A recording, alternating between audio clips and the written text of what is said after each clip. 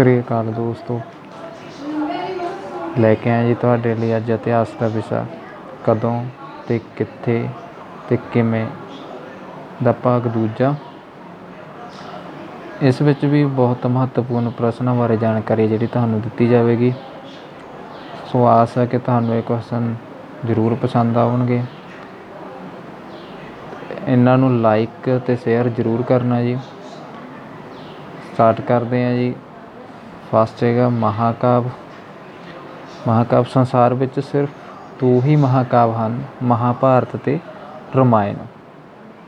ਮਹਾਂਭਾਰਤ ਅਤੇ ਰਾਮਾਇਣ ਸਾਨੂੰ ਉਸ ਸਮੇਂ ਦੇ ਪ੍ਰਾਚੀਨ ਸਮੇਂ ਦੇ ਯਾਨੀ ਕਿ ਨਾਲ ਸੰਬੰਧਿਤ ਧਾਰਮਿਕ, ਸਮਾਜਿਕ, ਰਾਜਨੀਤਿਕ ਬਾਰੇ ਜਾਣਕਾਰੀ ਹੈ ਜਿਹੜੀ ਪ੍ਰਦਾਨ ਕਰਦੇ ਆ ਜੀ। ਮਹਾਂਭਾਰਤ ਜਿਹੜਾ ਸਭ ਤੋਂ ਮਹੱਤਵਪੂਰਨ ਅਤੇ ਸਭ ਤੋਂ ਵੱਡਾ ਜਿਹੜਾ ਮਹਾਂਕਾਵਿ ਮੰਨਿਆ ਜਾਂਦਾ।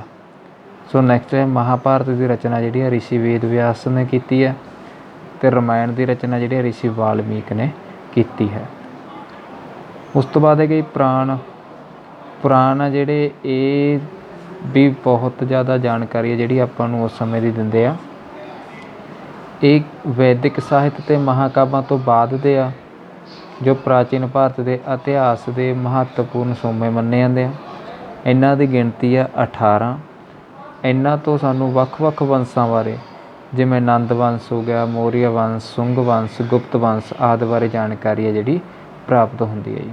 ਸੋ ਇਸ ਕਰਕੇ ਪੁਰਾਣ ਵੀ ਜਿਹੜੇ ਆਪਣਾ ਪ੍ਰਾਚੀਨ ਭਾਰਤ ਦਾ ਮਹੱਤਵਪੂਰਨ ਸੋਮਾ ਮੰਨਿਆ ਜਾਂਦੇ ਆ, ਜੋ ਕਿ ਸਾਨੂੰ ਉਸ ਸਮੇਂ ਦੀ ਡੂੰਘੀ ਜਾਣਕਾਰੀ ਹੈ ਜਿਹੜੀ ਪ੍ਰਦਾਨ ਕਰਦੇ ਆ। ਸੋ ਨੈਕਸਟ ਹੈਗਾ ਜੀ ਆਪਣਾ ਬੋਧੀ ਗ੍ਰੰਥ। ਬੋਧੀ ਗ੍ਰੰਥ ਦੇ ਵਿੱਚ ਜਿਵੇਂ ਤ੍ਰੈਪਿਟਕ ਹੈ। ਤ੍ਰੈਪਿਟਕ ਕਿਹੜੇ ਕਿਹੜੇ ਨੇ? ਵਿਨੈ ਪਿਟਕ, ਸੁੱਤ ਪਿਟਕ, ਅਭਿਧਮ ਪਿਟਕ। ਸੋ ਤ੍ਰੈਪਿਟਕਾਂ ਦੀ ਜਿਹੜੀ ਭਾਸ਼ਾ ਹੈਗੀ ਉਹ ਪਾਲੀ ਭਾਸ਼ਾ ਜੀ, ਜੋ ਉਸ ਸਮੇਂ ਦੀ ਆਮ ਬੋਲਚਾਲ ਦੀ ਭਾਸ਼ਾ ਸੀ, ਜਿਹੜੀ ਆਮ ਲੋਕਾਂ ਦੇ ਸਮਝ ਆ ਜਾਂਦੀ ਸੀ। ਤਾਂ ਕਰਕੇ ਇਹਨਾਂ ਗ੍ਰੰਥਾਂ ਦੀ ਰਚਨਾ ਜਿਹੜੀ ਆ ਪਾਲੀ ਭਾਸ਼ਾ ਦੇ ਵਿੱਚ ਕੀਤੀ ਗਈ ਆ। ਇੱਕ ਹੈਗਾ ਜੀ ਬੋਧੀ ਗ੍ਰੰਥ ਦਾ ਜਿਹੜਾ ਹਿੱਸਾ ਜਾਤਕ ਗ੍ਰੰਥ ਨੇ। ਇਹਨਾਂ ਵਿੱਚ ਬੁੱਧ ਦੀਆਂ ਜਨਮ ਤੋਂ ਪਹਿਲਾਂ ਦੀਆਂ ਕਥਾਵਾਂ ਦਾ ਵਰਣਨ ਬੁੱਧ ਦੇ ਜਨਮ ਤੋਂ ਪਹਿਲਾਂ ਦੀਆਂ ਜੋ ਕਥਾਵਾਂ ਸੀ, ਗੱਲਾਂ ਬਾਤਾਂ ਸੀ, ਉਹਨਾਂ ਨੂੰ ਜਾਤਕ ਗ੍ਰੰਥ ਦੇ ਵਿੱਚ ਦਰਜ ਆ ਜਿਹੜਾ ਕੀਤਾ ਗਿਆ। ਉਸ ਤੋਂ ਬਾਅਦ ਸੁਪਿਟਕ ਹੈ ਜਿਹੜਾ ਜੀ। ਸੁਪਿਟਕ ਦਾ ਸ਼ਾਬਦਿਕ ਅਰਥ ਹੈਗਾ ਧਰਮ ਉਪਦੇਸ਼। ਇਹ ਮਹਾਤਮਾ ਬੁੱਧ ਦੀਆਂ ਸਿੱਖਿਆਵਾਂ ਦਾ ਸੰਗ੍ਰਹਿ ਆ। ਸੁਪਿਟਕ ਦੇ ਵਿੱਚ ਮਹਾਤਮਾ ਬੁੱਧ ਦੀਆਂ ਸਿੱਖਿਆਵਾਂ ਨੂੰ ਦਰਜ ਕੀਤਾ ਗਿਆ ਹੈਗਾ। ਜੋ ਵੀ ਗੱਲਾਂ, ਜੋ ਵੀ ਸਿੱਖਿਆ ਬੁੱਧ ਨੇ ਉਸ ਸਮੇਂ ਲੋਕਾਂ ਨੂੰ ਦਿੱਤੀ ਆ, ਉਹ ਸੁਪਿਟਕ ਗ੍ਰੰਥ ਦੇ ਵਿੱਚ ਦਰਜ ਹੈ। ਅੱਗੇ ਹੈਗਾ ਵਿਨੈ ਪਿਟਕ ਜਿਹੜਾ ਹੈਗਾ ਉਹ ਬੁੱਧ ਭਿਕਸ਼ੂਆਂ ਦੇ ਲਈ ਆਚਰਣ ਸੰਬੰਧੀ ਨਿਯਮਾਂ ਦਾ ਸੰਗ੍ਰਹਿ ਆ। ਉਹ ਵਿਨੈ ਪਿਟਕ ਜਿਹੜਾ ਹੈਗਾ ਉਹ ਭਿਕਸ਼ੂਆਂ ਦਾ ਆਚਰਣ ਕਿੱਦਾਂ ਦਾ ਹੋਣਾ ਚਾਹੀਦਾ, ਕਿਹੜੇ ਕਿਹੜੇ ਨਿਯਮ ਹੋਣੇ ਚਾਹੀਦਾ, ਕੀ ਉਹਨਾਂ ਨੂੰ ਗੱਲਾਂ ਦਾ ਪਾਲਣ ਕਰਨਾ ਚਾਹੀਦਾ, ਉਹਨਾਂ ਸਭ ਬਾਰੇ ਜਾਣਕਾਰੀ ਜਿਹੜੀ ਵਿਨੈ ਪਿਟਕ ਦੇ ਵਿੱਚ ਦਰਜ ਹੈ। ਅੱਗੇ ਹੈਗਾ ਜੀ ਅਭਿਧਮ ਪਿਟਕ। ਅਭਿਧਮ ਪਿਟਕ ਜਿਹੜਾ ਬੁੱਧ ਮੱਤਾਂ ਦੀ ਦਾਰਸ਼ਨਿਕ ਵਿਆਖਿਆ ਕਰਦਾ। ਇਸ ਦਾ ਸੰਪਾਦਨ ਆ ਜਿਹੜਾ ਤੀਜੀ ਬੁੱਧ ਸੰਗਤ ਦੇ ਵਿੱਚ ਹੋਇਆ।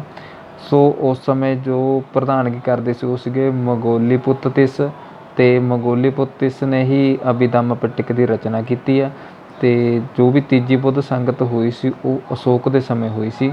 ਤਾਂ ਕਹਿਣ ਦਾ ਭਾਵ ਅਭਿਧਮ ਪਿਟਕ ਦੀ ਰਚਨਾ ਜਿਹੜੀ ਕੀਤੀ ਆ ਉਹ ਮੰਗੋਲੀਪੁੱਤਤਿਸ ਨੇ ਕੀਤੀ ਆ ਅਤੇ ਅਸ਼ੋਕ ਦੇ ਸਮੇਂ ਆ ਜਿਹੜੀ ਕੀਤੀ ਗਈ ਆ। ਅਤੇ ਇਹਦੇ ਵਿੱਚ ਬੁੱਧ ਮੱਤਾਂ ਦੀ ਦਾਰਸ਼ਨਿਕ ਵਿਆਖਿਆ ਜਿਹੜੀ ਆ ਕੀਤੀ ਗਈ ਆ। ਅੱਗੇ ਜੈਨੀ ਧਾਰਮਿਕ ਗ੍ਰੰਥਾਂ ਬਾਰੇ ਜਾਣਕਾਰੀ ਹੈ ਜੀ। ਜੈਨੀ ਧਾਰਮਿਕ ਗ੍ਰੰਥ ਆ ਜਿਵੇਂ 12 ਅੰਗ ਅਤੇ ਕਲਪਸੂਤਰ। ਠੀਕ ਹੈ ਜੀ। ਸੋ ਜਿਹੜਾ ਕਲਪਸੂਤਰ ਆ ਇਹ ਭਦਰਬਾਹੂ ਨੇ ਲਿਖਿਆ। ਜੈਨ ਧਰਮ ਦੀ ਜਾਣਕਾਰੀ ਦੇ ਸਰੋਤ ਪ੍ਰਕਿਰਤਿਕ ਭਾਸ਼ਾ ਵਿੱਚ ਮਿਲਦੇ ਆ। ਠੀਕ ਹੈ। ਜੈਨ ਧਰਮ ਦੇ ਸਰੋਤਾਂ ਦੀ ਲਿਖਤ ਆ ਜਿਹੜੀ ਉਹ ਪ੍ਰਕਿਰਤਿਕ ਭਾਸ਼ਾ ਹੈਗੀ। ਠੀਕ ਹੈ। ਪ੍ਰਕਿਰਤਿਕ ਭਾਸ਼ਾ ਦੇ ਵਿੱਚ ਉਹਨਾਂ ਨੂੰ ਦਰਜ ਕੀਤਾ ਗਿਆ। ਜੈਨ ਧਰਮ ਦੀਆਂ ਸਿੱਖਿਆਵਾਂ ਆਗਮ ਨਾਮਕ ਗ੍ਰੰਥ ਵਿੱਚ ਨੇ। ਜੈਨ ਧਰਮ ਦੀਆਂ ਜਿਹੜੀਆਂ ਸਿੱਖਿਆਵਾਂ ਨੇ ਉਹ ਆਗਮ ਨਾਮਕ ਗ੍ਰੰਥ ਵਿੱਚ ਦਰਜ ਕੀਤੀਆਂ ਗਈਆਂ ਨੇ। ਸੋ ਜਿਹੜਾ ਕਲਪਸੂਤਰ ਆ ਉਹ ਜੈਨ ਧਰਮ ਦੇ ਆਰੰਭਿਕ ਇਤਿਹਾਸ ਬਾਰੇ ਜਾਣਕਾਰੀ ਦਿੰਦਾ ਆਪਾਂ ਨੂੰ। ਭਦਰਬਾਹੂ ਜੀ ਨੇ ਕਲਪਸੂਤਰ ਦੀ ਰਚਨਾ ਕੀਤੀ ਆ ਤੇ ਇਹਦੇ ਵਿੱਚ ਜੈਨ ਧਰਮ ਦੇ ਆਰੰਭਿਕ ਇਤਿਹਾਸ ਬਾਰੇ ਜਿਹੜੀ ਜਾਣਕਾਰੀ ਦਰਜ ਕੀਤੀ ਹੈ। ਠੀਕ ਹੈ। ਨੈਕਸਟ ਹੈਗਾ ਅਰਥ ਸ਼ਾਸਤਰ। ਅਰਥ ਸ਼ਾਸਤਰ ਦੀ ਰਚਨਾ ਜਿਹੜੀ ਆ ਚਾਣਕਿਆ ਨੇ ਕੀਤੀ ਆ। ਇਸ ਵਿੱਚ ਚੰਦਰਗੁਪਤ ਮੌਰੀਆ ਦੇ ਰਾਜ ਪ੍ਰਬੰਧ ਬਾਰੇ ਜਾਣਕਾਰੀ ਦਿੱਤੀ ਗਈ ਹੈ। ਇਸ ਤੋਂ ਬਿਨਾਂ ਉਸ ਸਮੇਂ ਦਾ ਧਾਰਮਿਕ ਅਤੇ ਸਮਾਜਿਕ ਜੀਵਨ ਸੀ ਜਿਹੜਾ, ਉਹਦੇ ਬਾਰੇ ਜਿਹੜੀ ਡੂੰਘੀ ਜਾਣਕਾਰੀ ਆਪਾਂ ਨੂੰ ਅਰਥ ਸ਼ਾਸਤਰ ਦੇ ਵਿੱਚ ਮਿਲਦੀ ਆ। ਅਰਥ ਸ਼ਾਸਤਰ ਇੱਕ ਰਾਜਨੀਤਿਕ ਗ੍ਰੰਥ ਹੈ। ਇਹਦੇ ਵਿੱਚ ਰਾਜਨੀਤੀ ਬਾਰੇ ਜਿਹੜੀਆਂ ਗੱਲਾਂ ਦਰਜ ਕੀਤੀਆਂ ਗਈਆਂ ਨੇ। ਅੱਗੇ ਹੈਗੇ ਮੁਦਰਾਕਸ਼ਸ। ਮੁਦਰਾਕਸ਼ਸ ਇੱਕ ਇਤਿਹਾਸਿਕ ਨਾਟਕ ਹੈ ਜਿਹਦੀ ਰਚਨਾ ਵਿਸ਼ਾਖਾ ਦੱਤ ਨੇ ਕੀਤੀ ਹੈ। ਇਸ ਵਿੱਚ ਚੰਦਰਗੁਪਤ ਮੌਰੀਆ ਅਤੇ ਚਾਣਕਿਆ ਬਾਰੇ ਜਾਣਕਾਰੀ ਦਿੱਤੀ ਗਈ ਹੈ। ਠੀਕ ਹੈ। ਮੁਦਰਾਕਸ਼ਸ ਦੇ ਵਿੱਚ ਚੰਦਰਗੁਪਤ ਮੌਰੀਆ ਨੂੰ ਕੀ ਕਿਹਾ ਗਿਆ, ਜਿਵੇਂ ਕਸ਼ੱਤਰੀ ਕਿਹਾ ਗਿਆ, ਮੁਦਰਾਕਸ਼ਸ ਦੇ ਵਿੱਚ ਚੰਦਰਗੁਪਤ ਮੌਰੀਆ ਨੂੰ ਕਸ਼ੱਤਰੀਆ ਕਹਿ ਕੇ ਸੰਬੋਧਨ ਕੀਤਾ ਗਿਆ। ਅਤੇ ਚਾਣਕਿਆ ਦੇ ਜੀਵਨ ਬਾਰੇ, ਚਾਣਕਿਆ ਦੀਆਂ ਸਿੱਖਿਆਵਾਂ ਬਾਰੇ ਵੀ ਗੱਲਾਂ ਜਿਹੜੀਆਂ ਇਹਦੇ ਵਿੱਚ ਦਰਜ ਨੇ। ਨੈਕਸਟ ਹੈਗੇ ਹਰਸ਼ ਚਰਿਤ। ਹਰਸ਼ ਚਰਿਤ ਦੀ ਰਚਨਾ ਬਾਣ ਭੱਟ ਨੇ ਕੀਤੀ ਆ, ਜੋ ਹਰਸ਼ਵਰਧਨ ਦਾ ਦਰਬਾਰੀ ਕਵੀ ਸੀ।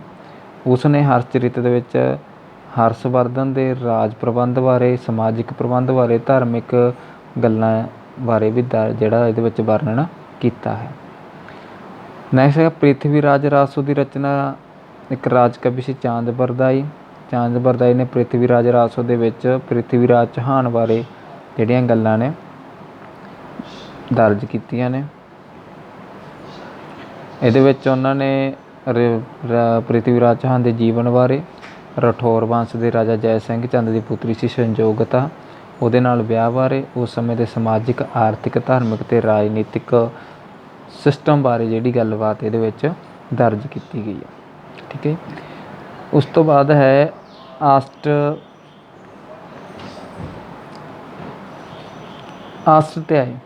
ਅਸ਼ਟਾਧਿਆਇ ਇੱਕ ਵਿਆਕਰਨ ਜਿਹਦੀ ਰਚਨਾ ਪਾਣਿਨੀ ਨੇ ਕੀਤੀ ਹੈ। ਇਹ ਜਿਹੜੇ ਵਿਆਕਰਨ ਕੀਤਾ ਗਿਆ ਟੋਟਲੀ ਸੰਸਕ੍ਰਿਤ ਭਾਸ਼ਾ ਦੇ ਵਿੱਚ ਕੀਤਾ ਗਿਆ ਇਹਦਾ ਵਰਣਨ। ਠੀਕ ਹੈ ਜੀ। ਨੈਕਸਟ ਹੈਗਾ ਮਹਾਵਾਸਿਆ। ਮਹਾਵਾਸਿਆ ਦੀ ਰਚਨਾ ਰਿਸ਼ੀ ਪਤੰਜਲੀ ਨੇ ਕੀਤੀ ਹੈ। ਵਿਗਿਆਨ ਸੰਬੰਧੀ ਖੋਜ ਪੁਸਤਕ ਆਰੀਆ ਭੱਟ ਅਤੇ ਬਰਾਮਿਹਰ ਦੁਆਰਾ ਲਿਖੀ ਗਈ ਹੈ। ਠੀਕ ਹੈ ਜੀ। ਕਿਉਂਕਿ ਗੁਪਤ ਕਾਲ ਦੇ ਸਮੇਂ ਆ ਜਿਹੜੀ ਵਿਗਿਆਨ ਸੰਬੰਧੀ ਖੋਜ ਜਿਹੜੀ ਆ ਹੋ ਚੁੱਕੀ ਸੀ। ਨੈਕਸਟ ਹੈਗਾ ਜੀ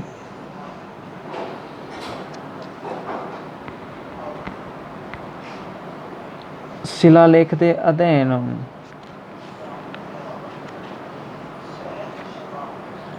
ਸ਼ਿਲਾਲੇਖ ਦੇ ਅਧਿਐਨ ਨੂੰ ਪੁਰਾਲੇਖ ਵਿੱਦਿਆ ਕਹਿੰਦੇ ਆ।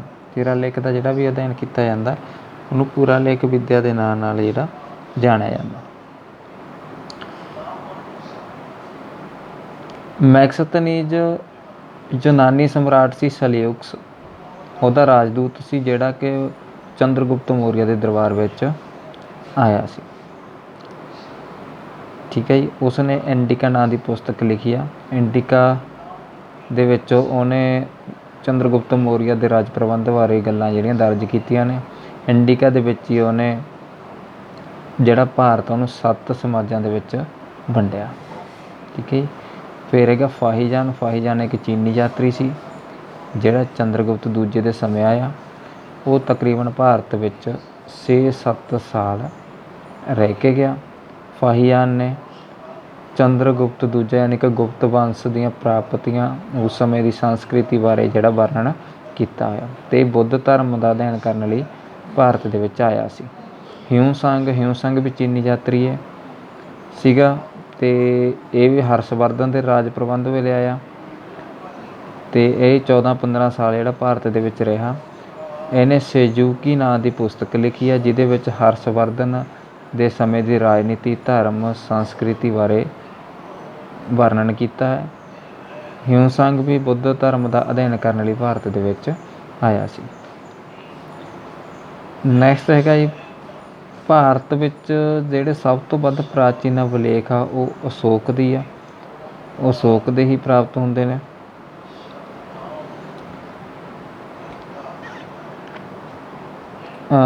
ਮਾਸਕੀ, ਗੁਰਜਰਾ, ਨਹਿਰ ਅਤੇ ਉਦੇਗੁਲਮ ਤੋਂ ਪ੍ਰਾਪਤ ਅਭਿਲੇਖ ਆ ਜਿਨ੍ਹਾਂ ਵਿੱਚ ਅਸ਼ੋਕ ਦੇ ਨਾਮਾਂ ਨੂੰ ਸਪਸ਼ਟ ਤੌਰ 'ਤੇ ਵਰਣਨ ਕੀਤਾ ਗਿਆ। ਸੋ ਜਿਹੜੇ ਮਾਸਕੀ, ਗੁਰਜਰਾ, ਨਹਿਰ ਅਤੇ ਉਦੇਗੁਲਮ ਦੇ ਅਭਿਲੇਖ ਨੇ ਉਹਨਾਂ ਤੋਂ ਅਸ਼ੋਕ ਦੇ ਧੰਮ ਅਤੇ ਰਾਜਤਵ ਦੇ ਆਦਰਸ਼ ਬਾਰੇ ਜਾਣਕਾਰੀ ਮਿਲਦੀ ਆ, ਉਹਦੇ ਧਰਮ ਬਾਰੇ, ਉੱਥੋਂ ਦੇ ਰਾਜ ਪ੍ਰਬੰਧ ਬਾਰੇ ਜਾਣਕਾਰੀ ਹੈ ਜਿਹੜੀ ਸਾਨੂੰ ਮਾਸਕੀ ਗੁਰਜਰਾ ਨਹਿਰ 'ਤੇ ਉਹਦੇ ਗੁਲਮ ਅਭਿਲੇਖਾਂ ਤੋਂ ਪ੍ਰਾਪਤ ਹੁੰਦੀ ਹੈ। ਅਸ਼ੋਕ ਦੇ ਅਭਿਲੇਖ ਆ ਜਿਹੜੇ ਬ੍ਰਾਹਮਣੀ, ਖਰੋਸਟੀ ਅਤੇ ਅਰਮੈਇਕ ਲਿਪੀਆਂ ਵਿੱਚ ਮਿਲਦੇ ਆ। ਅਸ਼ੋਕ ਦੇ ਸਭ ਤੋਂ ਵੱਧ ਅਭਿਲੇਖ ਆ ਜਿਹੜੇ ਬ੍ਰਾਹਮੀ ਲਿਪੀ ਦੇ ਵਿੱਚ ਮਿਲਦੇ ਆ। ਲਘੂਮਾਨ ਅਤੇ ਸੈਰੂਕੁਨਾ ਤੋਂ ਜਿਹੜੇ ਅਭਿਲੇਖ ਪ੍ਰਾਪਤ ਹੁੰਦੇ ਆ ਉਹ ਯੂਨਾਨੀ ਅਤੇ ਅਰਮੈਇਕ ਲਿਪੀਆਂ ਦੇ ਵਿੱਚ ਹਨ। ਅਸ਼ੋਕ ਦੇ ਜ਼ਿਆਦਾਤਰ ਅਭਿਲੇਖਾਂ ਦਾ ਵਿਸ਼ਾ ਪ੍ਰਸ਼ਾਸਨਿਕ ਆ, ਪਰ ਰੋਮਨ ਦੇ ਇਹ ਅਭਿਲੇਖ ਆ ਜਿਹੜਾ ਉਹਦਾ ਵਿਸ਼ਾ ਸਿਰਫ ਆਰਥਿਕ ਹੈ। ਓਕੇ, ਗੁਪਤ ਕਾਲ ਤੋਂ ਪਹਿਲਾਂ ਲਿਖੇ ਗਏ ਅਭਿਲੇਖ ਜ਼ਿਆਦਾਤਰ ਪ੍ਰਕਿਰਤਿਕ ਭਾਸ਼ਾ ਵਿੱਚ ਹਨ, ਪਰ ਜਿਹੜੇ ਗੁਪਤ ਕਾਲ ਦੇ ਸਮੇਂ ਜਾਂ ਗੁਪਤ ਕਾਲ ਤੋਂ ਬਾਅਦ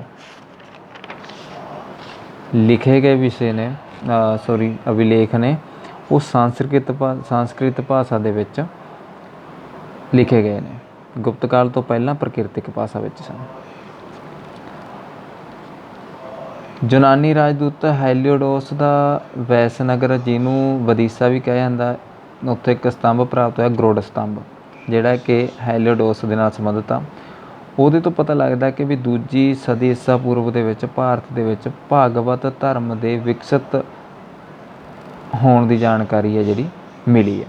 ਠੀਕ ਹੈ ਜੀ, ਤਾਂ ਗਰੁੜ ਸਤੰਭ ਸਾਨੂੰ ਭਾਰਤ ਵਿੱਚ ਭਾਗਵਤ ਧਰਮ ਆ ਜਿਹੜਾ ਉਹਦੇ ਵਿਕਸਿਤ ਹੋਣ ਦਾ ਸਬੂਤ ਪ੍ਰਦਾਨ ਕਰਦਾ। ਮੈਸੂਰ ਕਰਨਾਟਕ ਦੇ ਵਿੱਚ ਸਭ ਤੋਂ ਵੱਧ ਅਭਿਲੇਖ ਆ ਜਿਹੜੇ ਪ੍ਰਾਪਤ ਹੋਏ ਆ। ਪੁੱਛਿਆ ਜਾ ਸਕਦਾ ਜੀ ਵੀ ਸਭ ਤੋਂ ਵੱਧ ਅਭਿਲੇਖ ਕਿੱਥੋਂ ਪ੍ਰਾਪਤ ਹੋਇਆ, ਤਾਂ ਕਰਨਾਟਕ ਯਾਨੀ ਕਿ ਮੈਸੂਰ ਦੇ ਵਿੱਚੋਂ ਪ੍ਰਾਪਤ ਹੋਇਆ। ਸਭ ਤੋਂ ਪਹਿਲਾਂ ਜੇਮਸ ਪ੍ਰਿੰਸੈਪ ਨਾਂ ਦਾ ਵਿਅਕਤੀ ਸੀ ਜਿਹਨੇ ਬ੍ਰਹਮੀ ਲਿਪੀ ਵਿੱਚ ਲਿਖੇ ਅਸ਼ੋਕ ਦੇ ਅਭਿਲੇਖਾਂ ਨੂੰ ਪੜ੍ਹਿਆ ਅਤੇ ਉਹਨਾਂ ਨੇ 1837 ਦੇ ਵਿੱਚ ਪੜ੍ਹਨ ਦੇ ਵਿੱਚ ਸਫਲਤਾ ਪ੍ਰਾਪਤ ਕੀਤੀ। ਨੈਕਸਟ ਹੈਗਾ ਜੀ, ਅਰਿਕਾਮੇਡੂ ਦੀ ਖੁਦਾਈ ਤੋਂ ਇੱਕ ਰੋਮਨ ਬਸਤੀ ਅਤੇ ਰੋਮਨ ਸਿੱਕੇ ਆਦਿ ਮਿਲੇ ਆ, ਅਤੇ ਇਹਨਾਂ ਤੋਂ ਇਹ ਪਤਾ ਲੱਗਦਾ ਕਿ ਵੀ 1 ਸਦੀ ਈਸਾ ਪੂਰਵ ਵਿੱਚ ਭਾਰਤ ਅਤੇ ਰੋਮ ਦੇ ਵਪਾਰਕ ਸੰਬੰਧ ਸਨ।